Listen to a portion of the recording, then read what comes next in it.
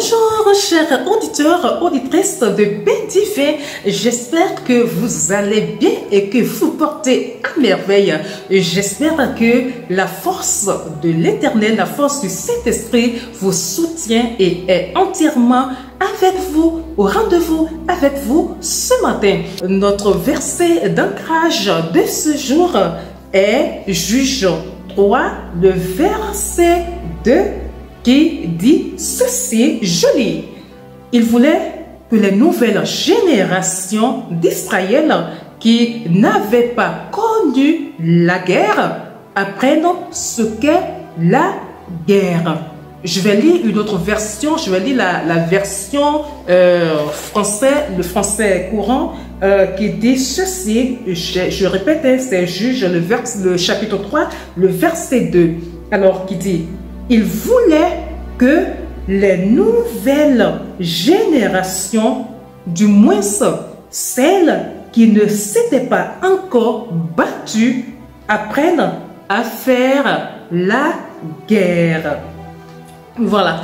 Alors, chers bien-aimés, il nous arrive de nous poser des questions lorsque nous rencontrons l'adversité. On se dit, mais en fait, des fois, on ne comprend pas, surtout lorsque nous sommes au début de notre nouvelle naissance, lorsque on apprend que quand on vient à Jésus, Jésus nous sauve de nos ennemis, nous sauve de l'adversaire, Jésus nous garde, son nom éloigne de nous le mal, son nom nous sauve, le Saint-Esprit est avec nous ici et ça, nous nous baptisons et nous recevons le Saint-Esprit et c'est palpable pour beaucoup, beaucoup de fidèles d'ailleurs. Et ce que beaucoup ne comprennent pas, ne comprennent pas comme moi. Alors ça a été mon cas au début. C'est quoi? On se pose tellement de questions, c'est-à-dire, on ne comprend pas.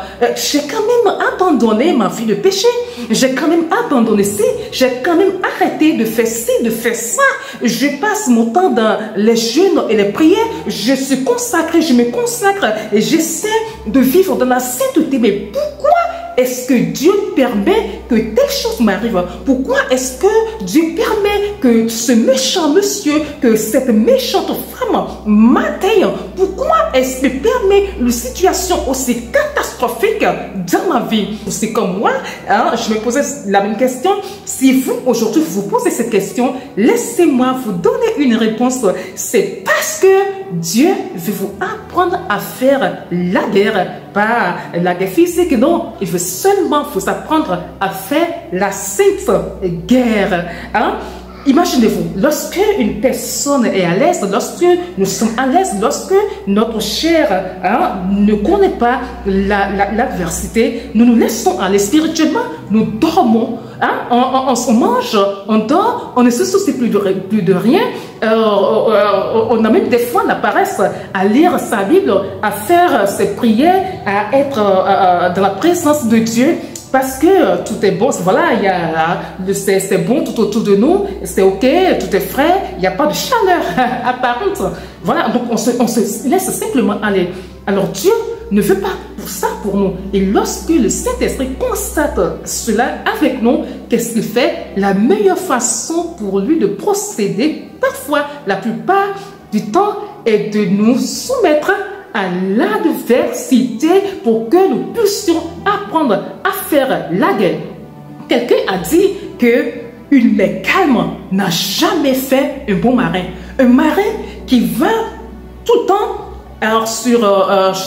comment dire, qui va pêcher et la mer est tout le temps calme. Comment est-ce que ce marin apprendra à affronter les vagues, apprendra à affronter, je sais pas, la tempête, à affronter tout ce que nous voyons là? Non, une mer agitée fait comment dire, pardon, un marin qui a appris à affronter une mer agitée, qui a appris à affronter les vagues, ce marin à coup sûr deviendra un bon, un meilleur, un expérimenté. Alors Dieu, il fait la même chose avec nous. Alors, comme je l'ai dit tantôt, il ne s'agit pas d'une guerre physique où on va prendre un goût d'air, on va prendre, comment on dit, une chicotte, on va prendre ça pour une arme, non. Mais notre guerre à nous, elle est spirituelle. Elle est spirituelle. Dieu nous apprend, hein, on reviendra dessus, à nous servir des armes spirituelles pour combattre, pour que nous puissions apprendre à nous défendre, à nous positionner dans le monde spirituel pour combattre. Alors, et ce n'est que comme ça que nous devenons des soldats compétents du monde spirituel. Et des années en arrière, je me posais la même question. Mais aujourd'hui, même quand je sens l'adversité personnellement arriver, je dis, attends, non, j'en ai.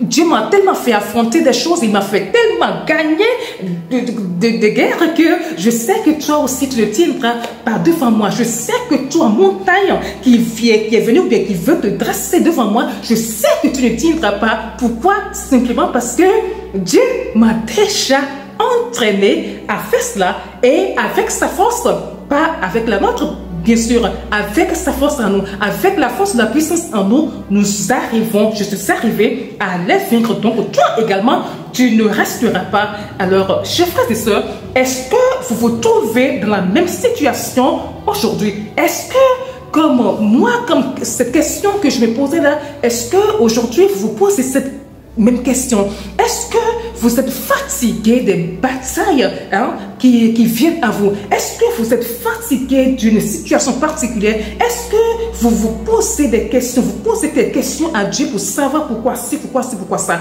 Alors, simplement, il veut votre bonheur.